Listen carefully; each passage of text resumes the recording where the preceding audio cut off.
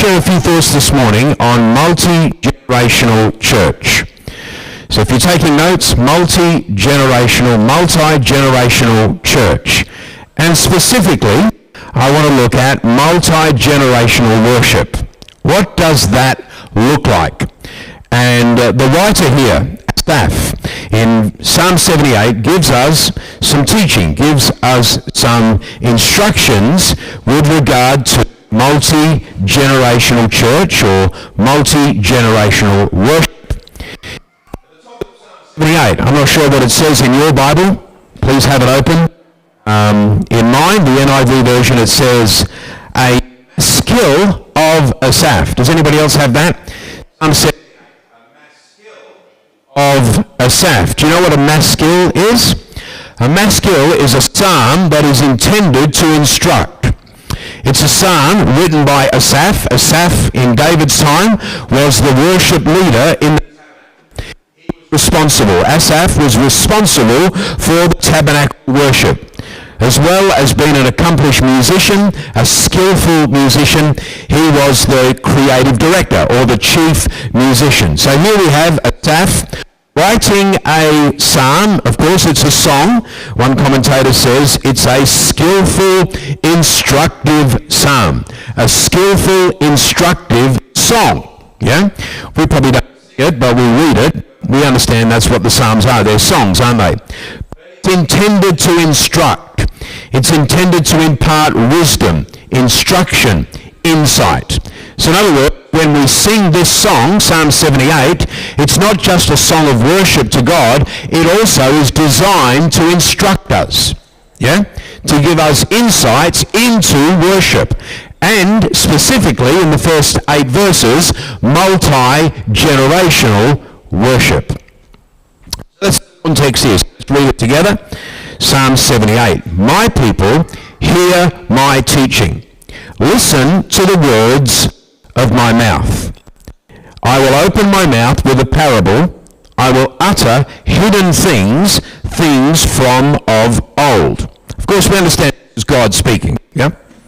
Things we have heard and known, things our ancestors have told us. We will not hide them from their descendants. We will tell the next generation the praiseworthy deeds of the Lord, his power, and the wonders he has done. He decreed statutes for Jacob, teachings, in other words, for Jacob, instruction for Jacob, and established the law in Israel, which he commanded our ancestors to teach their children. So, verse 6, so the next generation would know them, even the children born, and they in turn would tell their children. You get the picture? Multi-generational church, multi-generational worship, multi-generational teaching of the ways or the instructions of God.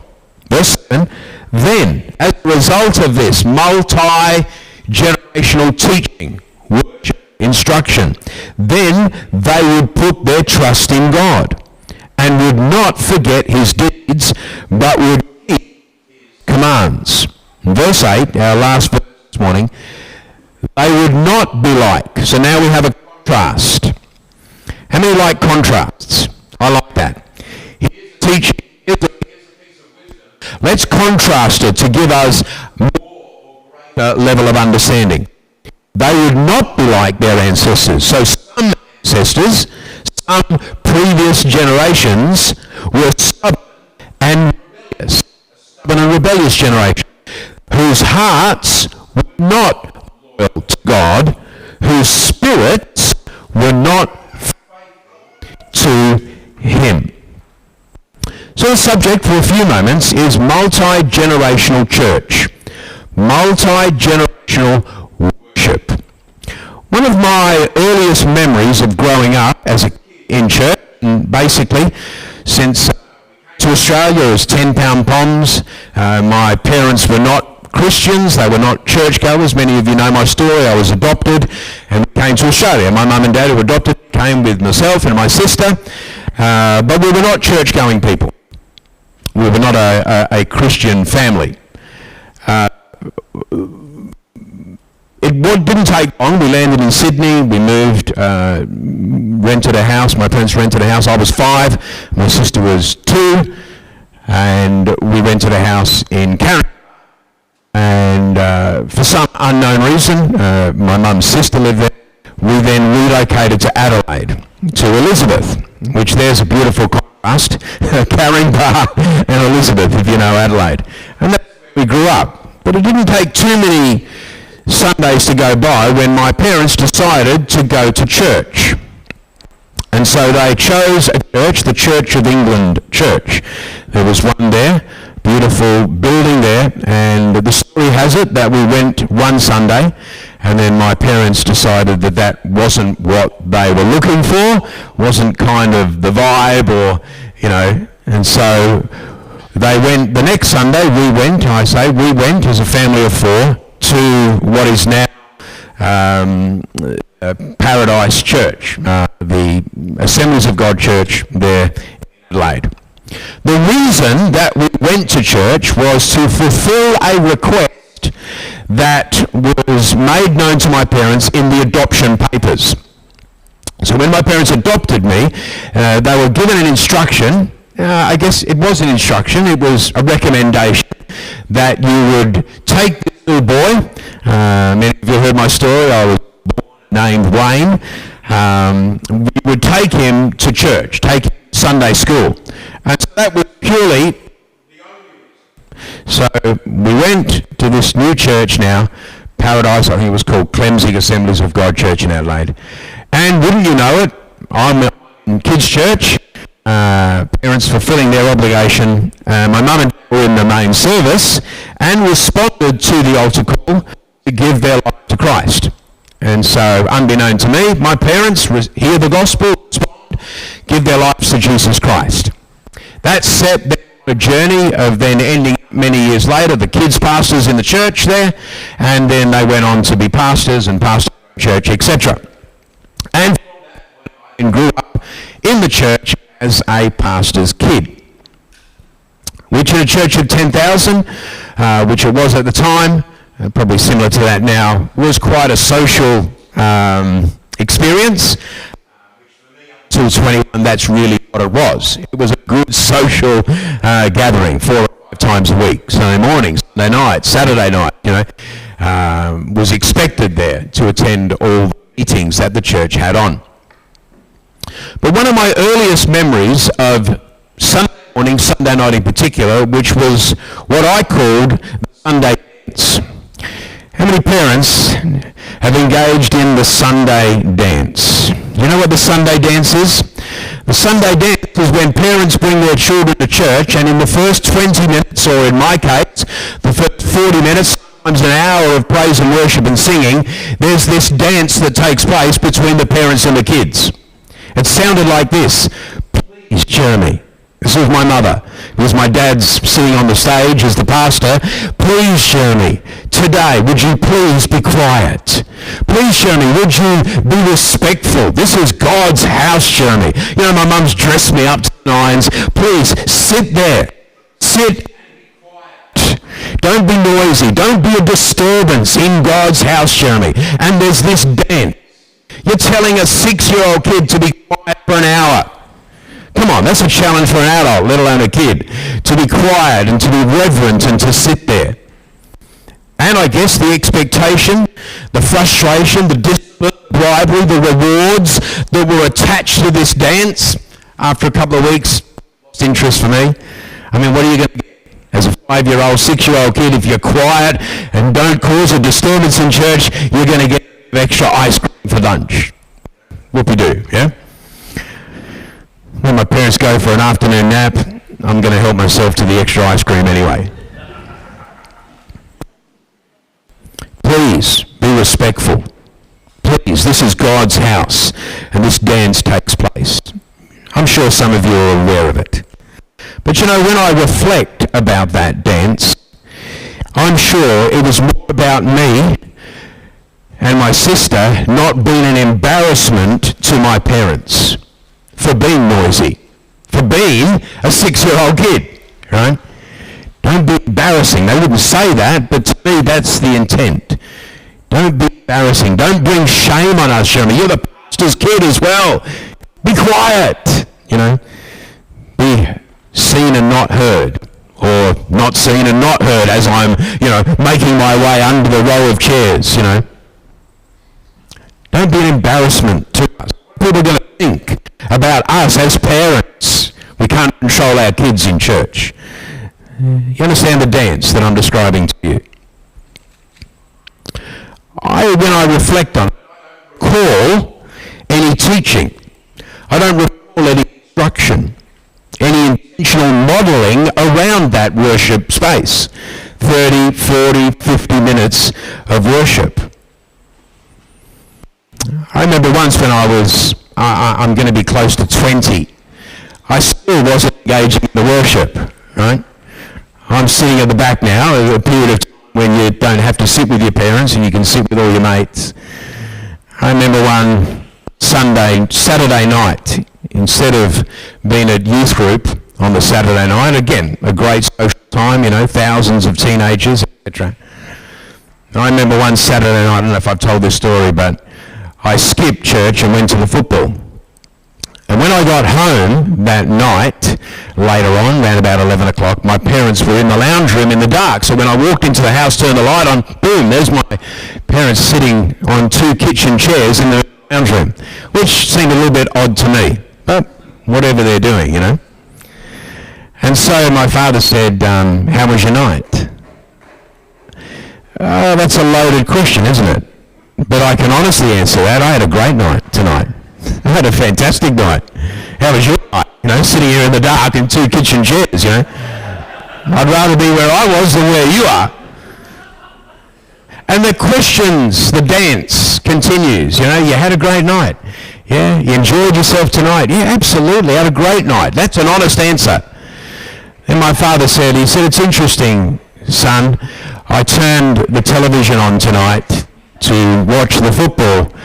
And there, as the camera panned around the stadium, Adelaide Oval, it stopped on this young guy who was dancing and shouting and cheering, and I could see, son, you were having a great time worshipping. The cat's out the bag. Okay, there you go. To this day, I really don't know whether that was true.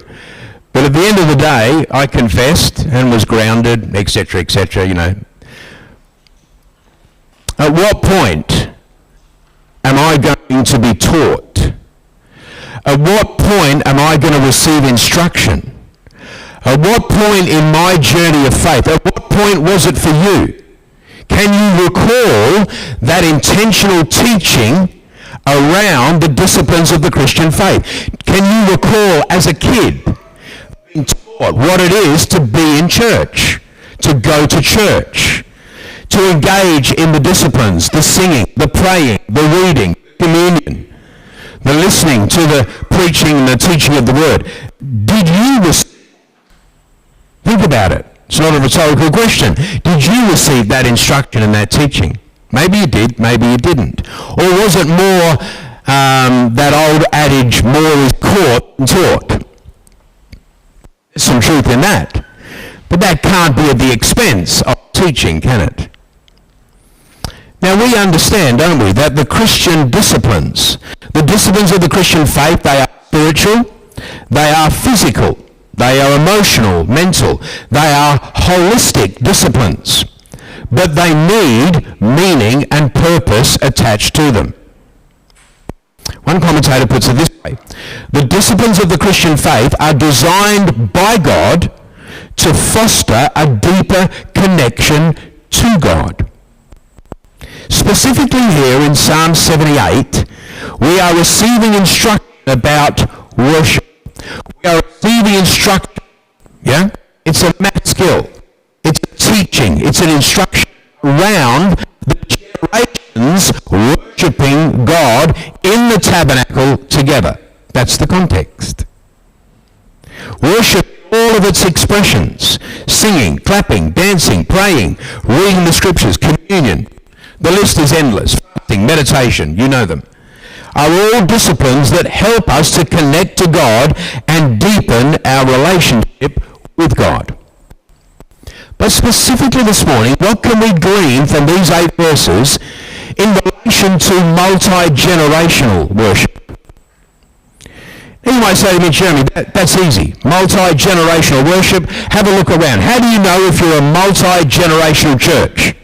Well, if there's babies and then seniors with mobility students, we're a multi-generational church. Is that it? Is that as easy as that? Yeah, we've got seniors and we've got babies. We're a multi-generational church. The evidence is there. Look around, you can see. If we look around this morning, we can see that. But is that the only criteria? Or is, listen to me, church, or is a multi-generational church a teaching church? A church that intentionally teaches the ways of God to the generations, not just the children, the generations. So read Psalm 78. This is what we glean from it. This is the picture and the contrast that Asaph paints for us. In Psalm 78 we have God, the Father, and his children Israel. We know the arrangement, don't we, that God has with his children Israel. We know it's a covenant relationship. I will be your God and you will be my people. I will be your God and you will be my children. And what is God covenant with Israel? I will teach you. I will instruct you. I will feed you. I will pray for you. I will bless you. I will forgive you and I will restore you. And isn't that the picture of the Old Testament? God the Father with his children as they stray every now and then back into idolatry, and God brings them back, forgives them and restores them, forgives them and restores them, forgives them and restores them. And they have this dance, God the Father with his children. I will teach you. I will instruct you. And then we have the contrast here. It's in Psalm 78. The picture then is parents teaching their children. And specifically, if we want to drill down, it's fathers instructing their children of the ways of God. Can you see the contrast? God models it. He says, I'm your God, you're my people. I will teach you, I will train you, bless you, forgive you, feed you, protect you. Right? You're my people. Then the analogy here is that as a parent, as a father, modeled by God's instruction, I will give that to my children. I will teach my children the ways of God. I will demonstrate to my children the ways of God. This is the picture of multi-generational church and worship.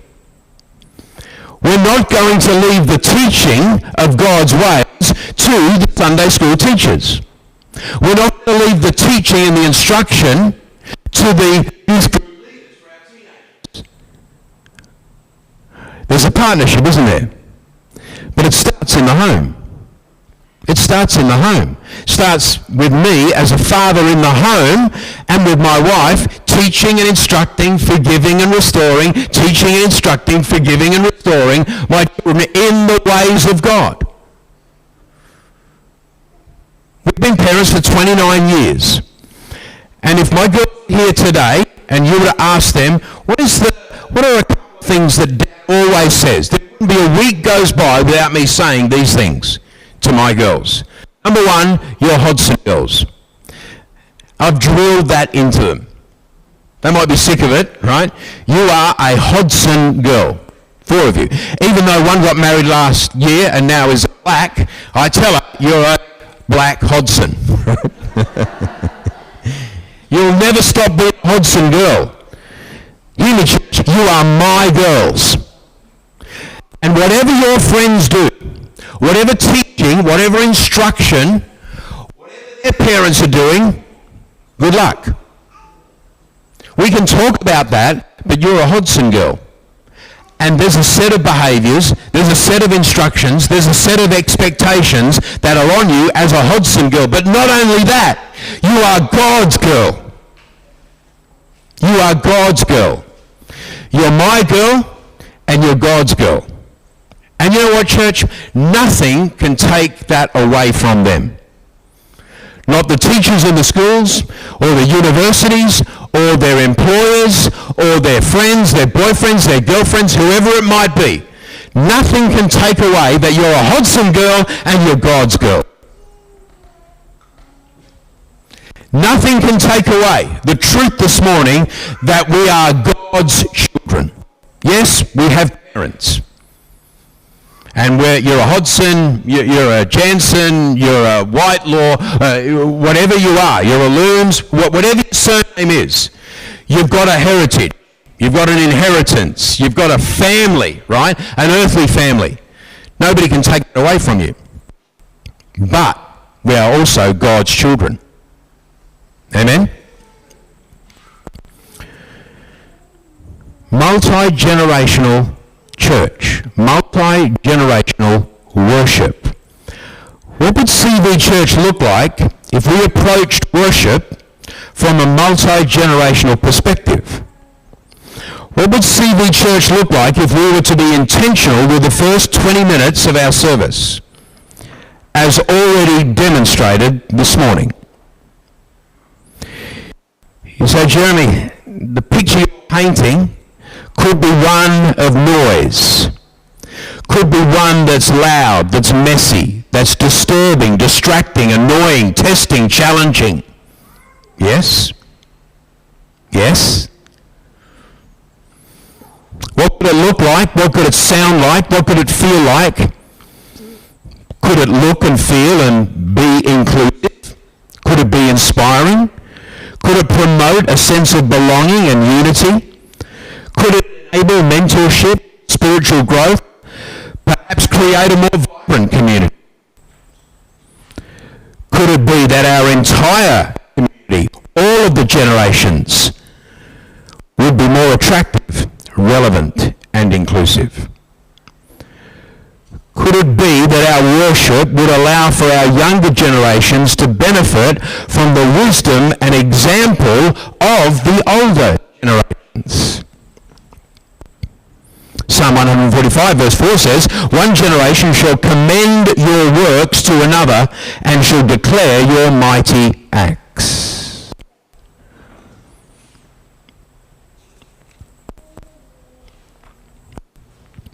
Here's my one point today. Psalm 78, church, is a generational obligation. It's not a suggestion. It's not just another option. In fact, Psalm 78 is a generational, divine obligation. It teaches us that our children are children of God. It teaches that our sons and daughters are children of God. I couldn't think of any better place, any other organisation, club, group that you could sign up to where your children could receive the training and the modelling than in church.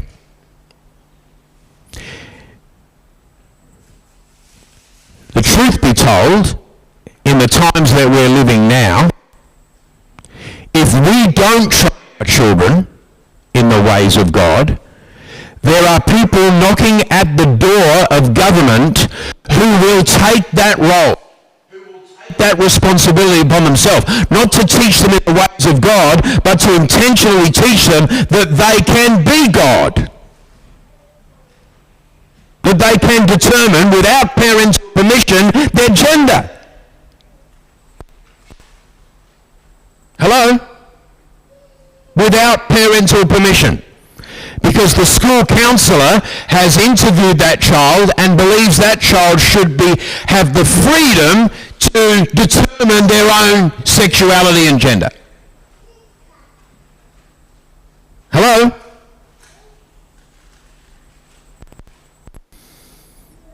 In church, there should be no generational gap.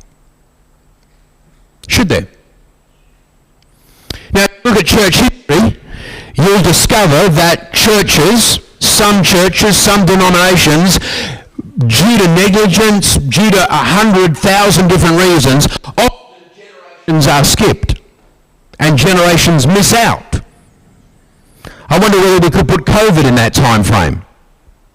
That 3 years of COVID, was there a gap there? Was that a challenge for certain generations, maybe all generations? I don't want our church to skip a generation. I don't want these beautiful children that were sitting in these first couple of rows and out the back to miss out because we as a church want them to be not seen and not heard. You see, a multi-generational church is not a church that has programs for the generation. I don't want us to be a program-orientated church. I want us to be a multi-generational church that is a teaching church that teaches all generations the ways of God. Whether that be worship, whether that be giving, whether that be serving, whether that be sharing our faith, all of the disciplines of the faith. We take it upon ourselves, not leaving that responsibility to somebody else.